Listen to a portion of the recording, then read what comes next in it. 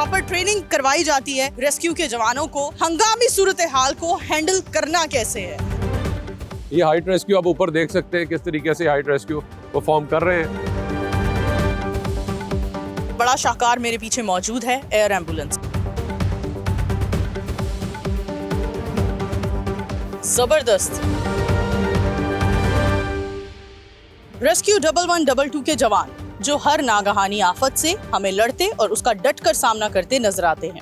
आज हम मौजूद हैं रेस्क्यू 1112 के हेडक्वार्टर्स, जहां जानेंगे कि इनकी ट्रेनिंग कैसे करवाई जाती है और क्या ऐसी चीज है जो इस महकमे को सबसे मुनफरिद बना रही है। आइए चलते हैं, प्रोग्राम बोलो लाहौर का बाकायदा आगाज करते हैं। Secretary emergency services doctor Rizwan हमारे साथ मौजूद हैं। आइए इनसे बात करते हैं। अस्सलाम वालेकुम। अस्सलाम वालेकुम। सर, क्या कहना चाहेंगे? हमने पहले देखा कराची में, फिर कोयटा में आग लगी और इतनी तेजी से फैलती चली गई और कितने अरबों का नुकसान भी हुआ। क्या कहते हैं, पंजाब की सूरत हाल हम सिंध की निस्बत कदरे बेहतर देखते हैं। क्या करते हैं आप लोग, क्या प्रैक्टिस होती है आप लोगों की? देखिए, दुनिया में फायर सर्विसेज अब बड़ी वेल ट्रेंड और प्रोफेशनल सर्विसेज बन चुकी है। ये एकेडमी जहाँ पे आज हमने 26,000 से ज़्यादा लोग तमाम सूबों के ट्रेन किए हैं। तो जिस तरह से पंजाब ने आज एक निज़ाम बनाया है, अब ज़रूरत इस चीज़ की है कि वो निज़ाम को सही तरह से पहले बनाया जाए, जिसमें टाइमली आपको कॉल आए, टाइमली आप रिस्पॉन्ड करें, जो भी आप इक्विपमेंट दें वो फिर आगे प्रोफेशनल फायर फाइटर्स हों जो उसको इस्तेमाल करने के लिए तैयार हो। वरना कहते हैं ना, बेहतरीन इक्विपमेंट दे दें लेकिन आगे इस्तेमाल नहीं करना आता तो ज़ाया हो जाता है। तो आज इक्विपमेंट अगर ले भी लिया हुआ है तो उसको इस्तेमाल किस तरह करना है। तो जो असल सफ़र था वो ये था कि पहले म्यूनसिपैलिटी में जो बंदा कोई और नहीं कर सकता था, माली पानी मार रहा होता था तो बागबानी से फायर फाइटिंग भी हो जाती थी। अब बहुत डिफरेंट है ये पूरा कॉन्सेप्ट। इसमें वो कहते हैं 90% वर्क जो फायर सर्विसेज का दुनिया में है वो ये है कि आग लगे ही ना। सो जहाँ पे हम सेफ्टी को देखते हैं कि बिल्डिंग सेफ है, वहाँ पे फायर की ड्रिल्स होती हैं, बाकायदा स्टाफ ट्रेंड होता है, स्टाफ फिट होता है। और इसी वजह से हमारे बहुत सारे मेजॉरिटी जो हैं वो सब इंजीनियर्स हैं जो कि बाकायदा फायर सेफ्टी को भी साथ मद्देनजर रखते हैं। बिल्डिंग के डिज़ाइन एक एक हमारे उस पर ऐड के ऊपर अब अवेलेबल हैं। और आज पंजाब में एक पैराडाइम शिफ्ट है जिसमें आप खुद डेटा देख लीजिए कि आज हमने 2,80,000 फायर इंसिडेंट्स पे रिस्पॉन्ड किया है और अब तक हम 750 अरब के नुकसानात बचा चुके हैं। हफीज सेंटर था या कहीं पे भी शुक्र है कि जहाँ पे भी आग अगर लगी तो फ़ौरन हमने बेसमेंट में उसको फ़ौरन रिस्पॉन्ड किया, विद इन मिनट्स जाके उसको बेसमेंट में कंटेन कर लिया, वरना पूरा जल जाता। तो जो आज जहाँ पे हमने 2 काम है, एक है बुनियादी निज़ाम बनाया जाए जिसमें जो भी तरबियत याफ्ता अमला, आज एकेडमी है यहाँ पे हम आपको दिखाते हैं कि जहाँ पे वो ट्रेनिंग ले रहे हैं हैंड्स ऑन, वहाँ पे वो ट्रेंड अमले को वहाँ पे फिर ऐसा निज़ाम मिले कि जहाँ पे मल्टीपल लोग और टोटल कन्फ्यूजन और क्योस की बजाय हम बड़े ऑर्गेनाइज्ड और मुनज़्ज़म अंदाज से सर्विसेज कराते हैं, जिस तरह दुनिया के अंदर सिस्टम एग्जिस्ट करता है। फायर सर्विसेज वहाँ पे दुनिया में सबसे ज़्यादा रिस्पेक्ट से इसीलिए देखा जाती है बिकॉज ये लोग वेल ट्रेंड होते हैं, फिजिकली फिट होते हैं और फिर जाके ये लोगों की ज़िंदगियाँ बचा रहे होते हैं, अपनी ज़िंदगियाँ ख़तरे में डाल। हम फील्ड में तो देखते हैं रेस्क्यू 1112 के जवान हमें अपनी जान पर खेलकर दूसरों की जान बचाते नजर आते हैं। आज चलते हैं और देखते हैं कि इनकी प्रैक्टिस का प्रोसीजर कैसा चलता है। तो सर, प्रैक्टिस दिखाने के लिए आप हमें कहाँ ले जा रहे हैं? जी आइए, आज हम आपको इमरजेंसी सर्विसेज एकेडमी जो लाहौर में है, जो पूरे पाकिस्तान के लोगों को ट्रेन करती है, वो उनको दिखाते हैं। आज यहाँ पे पंजाब के नहीं सिर्फ, बल्कि यहाँ पे हमारे पास सिंध के लोग हैं 200 से ज़ायद, और इस वक्त 88 के करीब लोग बलोचिस्तान से भी आए हुए हैं जिनको हम इमरजेंसी मेडिकल सर्विसेज में, फायर सर्विसेज में, रेस्क्यू सर्विसेज में ट्रेन कर रहे हैं। अभी हमने फ्लड का अपने ऑपरेशन देखा, पाकिस्तान की तारीख का सबसे बड़ा फ्लड ऑपरेशन था जो हमने यहाँ पे कंडक्ट किया। तो आइए हम आपको दिखाते हैं। हमारे साथ रहिए, देखते रहें प्रोग्राम बोलो लाहौर। आगे बढ़ते हैं। सर, हमारे पीछे बड़ी तादाद में एम्बुलेंसेस खड़ी हैं, बताइए जरा इनके बारे में, कब आई हैं, कहाँ से आई हैं? जी अभी बिल्कुल नई एम्बुलेंसेज हमें आई हैं और ये हम अब ज़िलों को दे रहे हैं। और ये बड़े अरसे बाद अल्लाह का शुक्र है कि आज मईशियत जो है वो स्टेबल हुई है, तो हम ये एम्बुलेंसेज ले सकें। पहले मईशियत इतनी अनस्टेबल थी कि कभी डॉलर का समझ ही नहीं आता था, आज 20 रुपए 30 रुपए ऊपर जा रहा है, नीचे जा रहा है। तो आज मईशियत स्टेबल होने के बाद अल्लाह का शुक्र है कि आज एम्बुलेंसेज आई हैं और जो हमारी अब पुरानी एम्बुलेंसेज हैं जो 8-8 10-10 लाख चल चुकी थी, आज वो रिप्लेस हो रही होंगी। अच्छा, हमें टोटल आप बताते हैं पंजाब का ये कि बिल्कुल बहुत अच्छा इनिशिएटिव है हुकूमत पंजाब का। हमें बताते हैं नंबर ऑफ एम्बुलेंस कितनी रिप्लेस हुई हैं? जी हमारी फेज वाइज मरहलावार जो हमारी एम्बुलेंसेज चल गई हुई 8-10 लाख जो अब इमरजेंसी के इस्तेमाल के लिए फिट नहीं है, उनको जो अब ग्रेजुअली रिप्लेस कर रहे हैं। तो पहले फेज वाइज है, ये मुख्तलिफ फेजेस के अंदर जो है वो रिप्लेस होंगी। तकरीबन जितनी गाड़ियां हैं, हमारी टारगेट है कि बाय नेक्स्ट ईयर तक वो रिप्लेसमेंट हो जाए। वज़ीर आला पंजाब ने उनको प्रूव किया है, तो इंशाल्लाह ये अब रिप्लेसमेंट का अमल जो है इस वक्त जारी है। जबरदस्त। हर कोई यहाँ पे ये कहता था डॉक्टर साहब ये पाकिस्तान है, यहाँ पे अब अमेरिका और यूरोप की बातें ना करें। आपने ज़लज़ले में एक बेबसी देखी, बाहर से टीमें आ रही थी, हमारे पास कोई टीम नहीं थी। हमें 1 साल पहले हमने रेस्क्यू सर्विस को शुरू किया था, तो वहाँ पे हमने एक चैलेंज एक्सेप्ट किया कि हम पहली सर्च एंड रेस्क्यू टीम बनाएंगे मॉडर्न। और आज इस एमरजेंसी सर्विसेज एकेडमी जहाँ पे आज सारा पाकिस्तान से लोग आकर ट्रेनिंग करते हैं और बल्कि जनूबी एशिया के ममालिक से आते हैं, इसको ये एजाज़ हासिल है कि ये पूरे जनूबी एशिया की पहली टीम है जिसको अक़वाम मुत्तहिदा से सर्टिफिकेशन मिली, जिसकी बदौलत हमने पिछले साल पूरे जो एशिया पैसिफिक रीजन की जो एशिया पैसिफिक एक्सरसाइज और इंटरनेशनल रेस्क्यू चैलेंज यहाँ पे होल्ड किया, और इसने बाकायदा सार्क रेस्क्यू चैलेंज भी यहाँ पे हो चुका है मुनक्कद। तो आज ये यहाँ पे हम बैनुल अक़वामी मेयार की हमारी कोशिश होती है ट्रेनिंग हो, ताकि जो स्टाफ उधर जाए वो इफेक्टिव अंदाज से काम कर सके।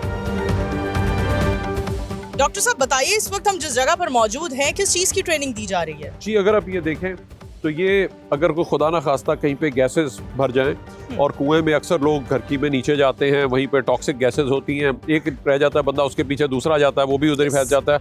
तो इनको एंटर करने का एक स्पेशल तरीका है। तो दिस इज द स्लड सूट जो पहना हुआ है, चाहे वो फायर की गैसेस हो, आग लगी हो कहीं पे, या कहीं पे और टॉक्सिक एरिया में गुजरना हो, तो इसने सेल्फ कंटेन्ड ब्रीदिंग अपरेटस पहना हुआ है, और उसको पहन के उसकी मदद से ये नीचे जाएगा ताकि ये खुद ना बेहोश हो जाए, दूसरों को रेस्क्यू कर सके। और इसके लिए हर बंदा नहीं कर सकता, जिसको किसी डर हो स्पेस का, आग का, पानी का या किसी हाइट का, तो वो फिर रेस्क्यूअर नहीं बन सकता। तो इसलिए बड़े ज़रूरी है ये बाकायदा ट्रेनिंग, जिसके लिए फिटनेस और स्किल्स दोनों बहुत ज़रूरी हैं। तो ये हम इक्विपमेंट भी देख रहे हैं, बहुत जदीद इक्विपमेंट हैं रेस्क्यू 1112 के पास। इन इक्विपमेंट्स के लिए आप क्या करते हैं, कैसे हासिल किए जाते हैं, क्या रिसर्च होती है? जी, इसके लिए बाकायदा हम देखते हैं, दुनिया चूँकि इट्स अ ग्लोबल विलेज, तो आप देखते हैं कि दुनिया में क्या चीज़ें इस्तेमाल हो रही हैं, क्या बेस्ट प्रैक्टिसेस हैं, और फिर बाकायदा एक ट्रांसपेरेंट अंदाज से उसको एडवर्टाइज़ किया जाता है, और उसमें फिर लोग बाहर से या जो भी इक्विपमेंट है वो हम लेते हैं। जितनी चीज़ें फिर हम यहाँ पे डेवलप करा सकें, बिकॉज एम्बुलेंसेस थी बहुत ज़्यादा इस्तेमाल होती थी, वो हमने यहाँ पे पाकिस्तान में डेवलप कराई हैं,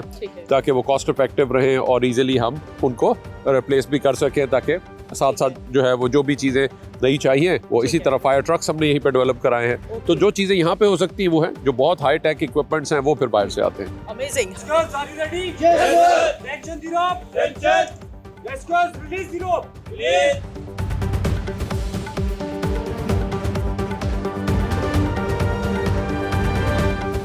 इस वक्त हम जिस जगह पर मौजूद हैं, वहाँ फायर ब्रिगेड के हवाले से हमारे जवानों को रेस्क्यू ट्रेनिंग दी जा रही है, तो इसकी भी जरा डिटेल्स बताइए। ये अगर आप देखें तो ये आप देख सकती हैं कि फायर एक्सटिंग्विशर्स की बाकायदा ट्रेनिंग हो रही है, किस तरह इस्तेमाल करना है। ये फायर होज ड्रिल है, इसको बाकायदा उठा के चलना, फिर उसको क्विकली ले डाउन करना, और उसको फिर फौरन फायर फाइटिंग के लिए इस्तेमाल करने के लिए ये आप एक्टिविटी सारी देख सकती हैं जो कि साथ साथ चलती हैं। इसके अलावा अगर आप आगे आएँ तो यहाँ पे आपको ये इंजन्स हैं और उसको किस तरह रिस्पॉन्ड करना है, ठीक है, वो ये हमारे फायर फाइटर्स और फायर ड्रिल के लिए खड़े हैं, जो बाकायदा फायर ड्रिल साथ साथ जो है वो करवा रहे होते हैं। ठीक है, देख सकते हैं कि ये फौरन हमारे जिस तरह से एक्टिव फिजिकली फिट होना इन सब के लिए ज़रूरी है, ताकि क्विकली एंगेज कर सके। ये ना हो कि वो उसको एक्टिविटी को करने में ही फिर जो है वो इतना टाइम लगा दें, तो फिर जो है फौरन फायर फाइटिंग। तो फायर का असूल ये है टाइमली कॉल, टाइमली रिस्पॉन्स, दो चीजें हैं। बहुत देर से आपको कॉल आए, जो बहुत देर हो चुकी हो, तो फिर उसका कोई फायदा नहीं है। तो इसलिए timely call, timely response is the key to the successful. तो ये बड़ा जरूरी है। बिल्कुल, हमारे कैमरामैन दिखा सकते हैं, देख सकते हैं पीछे मुकम्मल तौर पर आग लग चुकी है, और आग लगाकर ही उसकी प्रॉपर ट्रेनिंग की करवाई जाती है रेस्क्यू के जवानों को, कि इस सिचुएशन में आपने हंगामी सूरत हाल को हैंडल करना कैसे है। ये देख सकती है, यहाँ पे फोम का भी इस्तेमाल किया जाता है, पेट्रोकेमिकल ये होता है पेट्रोकेमिकल फायर्स के ऊपर, यहाँ पे फोम भी इस्तेमाल किया जाता है। इस तरह से आप फोम जो देख रहे हैं। सर, दूसरी तरफ हम देख रहे हैं वहाँ भी एक ट्रेनिंग चल रही है, उसकी भी जरा डिटेल बताइए। जी, बाकायदा यहाँ पे एक्चुअली सिर्फ अल्फाजी या थ्योरेटिकल ट्रेनिंग नहीं, बट हमारा मेन फोकस होता है प्रैक्टिकल ट्रेनिंग पे। तो यहाँ पे आप देख सकते हैं कि बर्न हाउस है और ये हमारा फायर टावर है। इस पे बाकायदा हाइट रेस्क्यू की ट्रेनिंग, अगर किसी को ऊंची बिल्डिंग में कोई फंसा हुआ है या कुछ और, उसको कैसे रेस्क्यू करना है। और इसी तरह से अगर कोई एक्चुअल आग और धुआं सारा है तो उसमें किस तरह एंट्री करते हैं। आए आपको दिखाते हैं कि किस तरीके से हमारे फायर फाइटर्स जो हैं इनको फिजिकल ट्रेनिंग दी जाती है। ये फीमेल्स भी देखिए हमारा APR मास्क पहन के, तो इनका बाकायदा कि जी अगर टॉक्सिक किस एनवायरनमेंट में जाना है तो उनकी साथ साथ जो है वो जो है उनकी एक्सरसाइज और प्रैक्टिस जो है वो साथ साथ हो रही होती है। Exactly. इसी तरह से मुख्तलिफ लोगों ने किस तरह से मुख्तलिफ मास्कों का सर ये जो ट्रेनिंग चल रही है इसकी जरा ब्रीफिंग दीजिए। जी ये मुख्तलिफ होता है, लेवल्स ऑफ मास्क हैं। ये APR है, एयर प्यूरिफाइंग रेस्पिरेटर, फिर उसके बाद बाकायदा इसमें सूट्स होते हैं जिसमें लेवल ABC है जहाँ पे आपने को टॉक्सिक एनवायरनमेंट में जाना है। फिर हमारा फायर टर्न आउट गियर होता है, ये जो आपने पहना दिखा हुआ है ब्लैक कलर का, ऑरेंज का पहना हुआ है कि अगर इन्होंने फायर के करीब जाना है तो उसमें अगर फ्लैश ओवर या बैकड्राफ्ट आ भी जाए तो वो इनको जलने से बचा लेता है। तो इसलिए ये एहतियाती तदाबीर का इस्तेमाल करना और उनके साथ एंट्री करना प्रॉपरली वो जरूरी है। ठीक है। तो इसीलिए ये स्मोक रूम के अंदर आप एंट्री कर रहे हैं, आप देख सकते हैं कि BA सेट है रूम जिसमें इन्होंने ब्रीदिंग अपैरेटस पहना हुआ है और इसकी मदद से ये एंट्री करेंगे।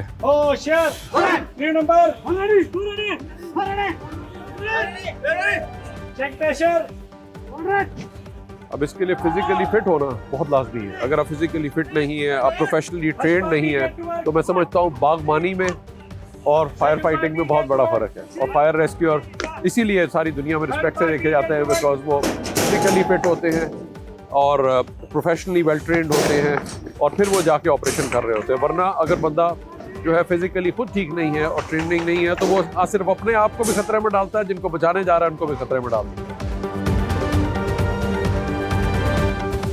इस वक्त हमारे पास यहाँ पे पंजाब, सिंध और बलूचिस्तान तीनों सूबों के जो लोग हैं अंडर ट्रेनिंग में।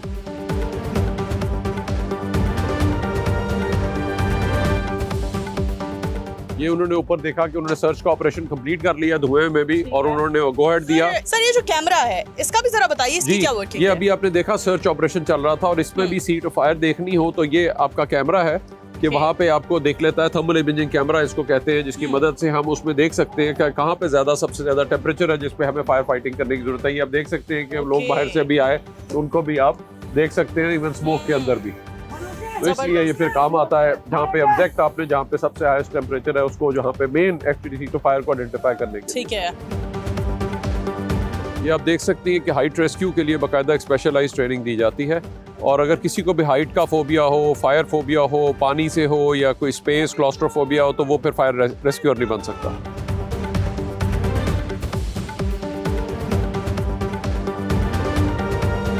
अमेजिंग। ये हमारे पाकिस्तान के जवान हैं जो पाकिस्तानी अवाम के लिए बल्कि हर इंसान के लिए हर जगह खड़े हैं। और रेस्क्यू 1112 को सर हमने बहुत मुतहरिक देखा था जब फ्लड की सिचुएशन भी हमने देखी।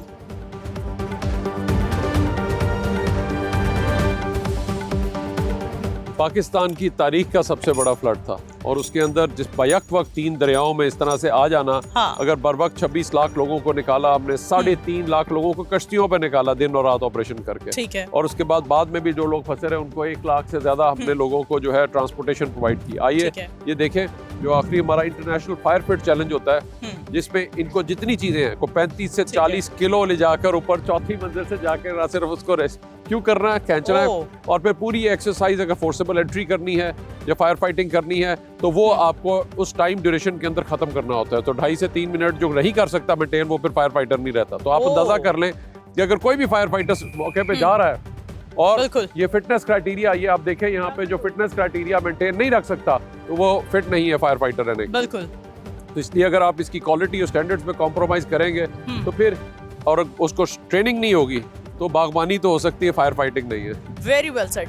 बिल्कुल जी, फिटनेस बहुत ज़रूरी है और हम देख रहे हैं कि हमारे तमाम जवान रेस्क्यू 1112 के हमें फुली फिट नजर आ रहे हैं। अच्छा, भर्तियों की भी हाइट रेस्क्यू के लिए भी वहाँ पे अगर आप देखें तो वो उनको बाकायदा ट्रेनिंग वहाँ भी एक प्रोसीजर चल रहा है। हाइट पे भी अगर आप कोई बंदा फंसा हुआ तो उसको भी करने के लिए हमारी कोशिश होती है कि उनको भी जितनी सिनेरियोज हो सकते हैं उनकी ट्रेनिंग दी जाए। अच्छा, हमें बताइए सर ये भर्तियों के हवाले से क्या होता है, कैसे भर्ती किया जाता है? जो लोग रेस्क्यू 1112 में आना चाहते हैं, यहाँ जॉब करना चाहते हैं, वो क्या कर सकते हैं? हाँ, बाकायदा हमारा 2 से 3 जो है वो चीज़ें होती हैं जो कि खसूसी तौर पे किसी को भी आनी चाहिए। हमारा एक होते हैं जो सबसे ज़्यादा हमारे एम्बुलेंस इमरजेंसी मेडिकल सर्विसेज, यानी उसमें हमारा EMT पैरामेडिक लेते हैं हम, और वो हमारा उसमें होता है। इसी तरह जो हमारा फायर का सर्विस है उसमें चूंकि हमारा मेन फोकस है प्रिवेंशन, कहते हैं ना कि आग लगे ही ना, तो हमारे ज़्यादातर ये सब इंजीनियर्स हैं जो कि साथ साथ आ रहे हैं और ये इस वक्त आप देखते हैं कि एक्टिविटी कर रहे हैं, तो इनको बाकायदा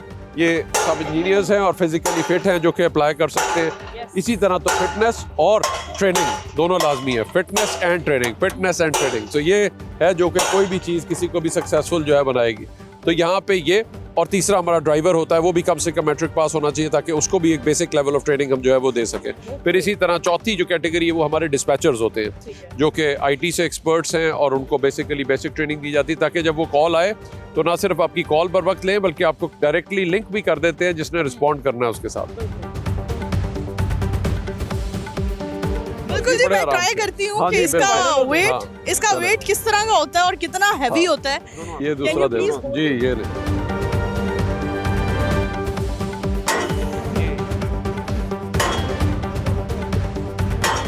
मेरी लोगों से अपील होगी, अगर खुदा ना खास्ता कहीं पे भी आग लगे पहले फौरन कॉल करें।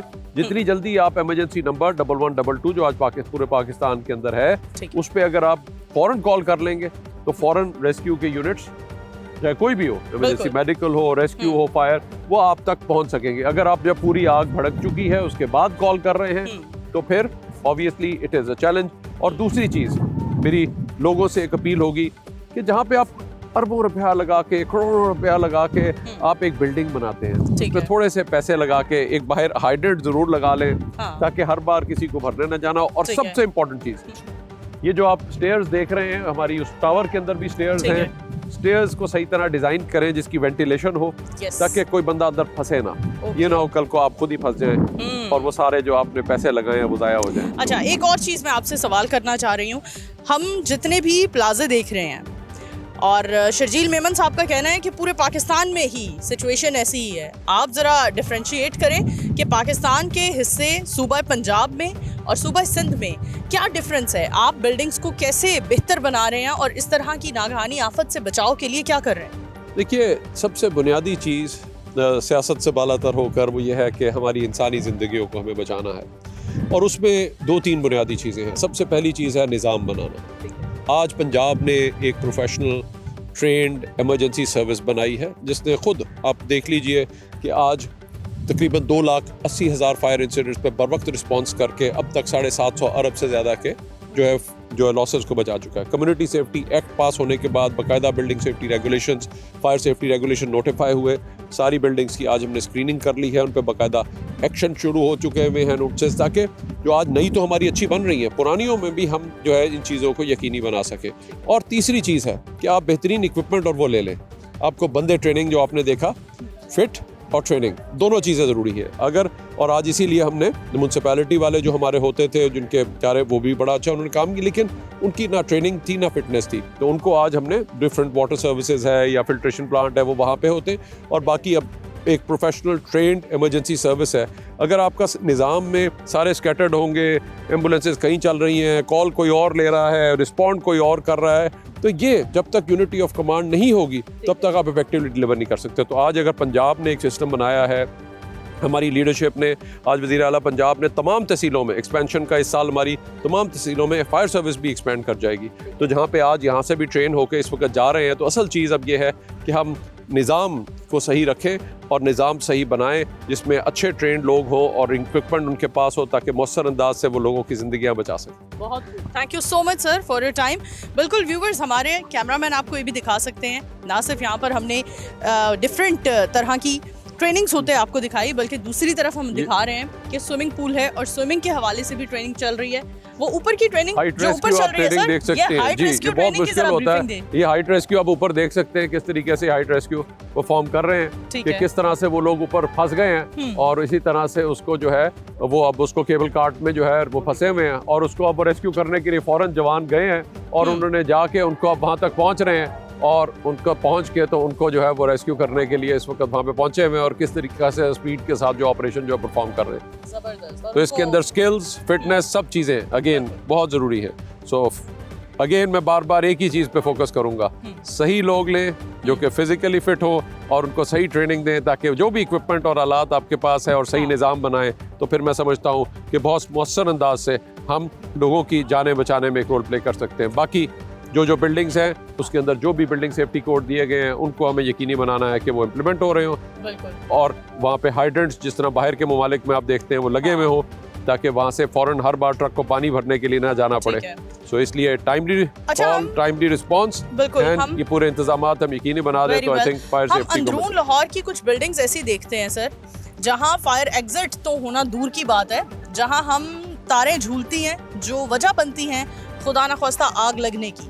तो इस सिचुएशन को आप लोग कैसे हैंडल कर रहे हैं? जी, आज मैं समझता हूँ ये एक सबसे बड़ा जो एक ऑपरेशन हुआ है। हाँ। आपने देखा होगा कि पाकिस्तान की तारीख का कि इतनी बड़ी इंक्रोचमेंट्स कभी क्लियर नहीं हुई। आज वो जितनी इंक्रोचमेंट्स हैं उनको क्लियर किया गया है और ऑलमोस्ट अभी भी प्रोसेस जारी है, और इस किस्म की जितनी भी हैं उस पर चीफ मिनिस्टर साहिबा की क्लियर इंस्ट्रक्शंस हैं कि इस चीज़ से हमको एक्सेप्ट नहीं किया जाएगा, और उन्होंने आज पूरे इन एरियाज़ को क्लियर कराया है, उन गुंजानाबाद इलाकों में जहाँ पे हम कभी पहुँच ही नहीं सकते थे। ठीक है। शालम मार्केट थी, दूसरे एरियाज़ थे, या इसी तरह से हमारा अनारकली के एरियाज़ थे। आज वहाँ पे जिस तरीके से इंक्रोचमेंट्स को क्लियर कराया जा रहा है इन चीज़ों को, ताकि वहाँ पे एक्सेस हो, बिकॉज अगर आप वहाँ तक पहुँच ही नहीं सकते, इन इलाकों में कोई फायर्स होती हैं, तो फिर आप सोच सकती हैं कि क्या होगा, तो वहाँ पे फिर एक और चैलेंज होता है। तो इसलिए आज बहुत बड़ी है, मैं समझता हूँ, एक शिफ्ट है जो कि हो रही है, और ये हर जगहों पे हमें करने की ज़रूरत है, ताकि क्लियर बिल्डिंग को एक्सेस नहीं होगी तो फायर ट्रक वहाँ पे किस तरह पहुँचेंगे। रेस्क्यू 1122 का बड़ा शाहकार मेरे पीछे मौजूद है, एयर एम्बुलेंस, जो रिमोट एरिया से क्रिटिकल पेशेंट को मूव करने के लिए इस्तेमाल किया जाता है। मुझे लगता है ये भी पंजाब हुकूमत का एक वो इनिशिएटिव है जो काबिले तारीफ है। हम देख रहे हैं रेस्क्यू 1122 का महकमा मुतहरिक है और किसी भी नागहानी सूरत हाल से निपटने के लिए हर पल तैयार है। आज के लिए प्रोग्राम बोलो लाहौर का वक्त हुआ जाता है खत्म। अपनी होस्ट नूर अमानुल्लाह को दीजिए इजाजत, दोबारा हाजिर होंगी, तब तक के लिए अल्लाह हाफिज।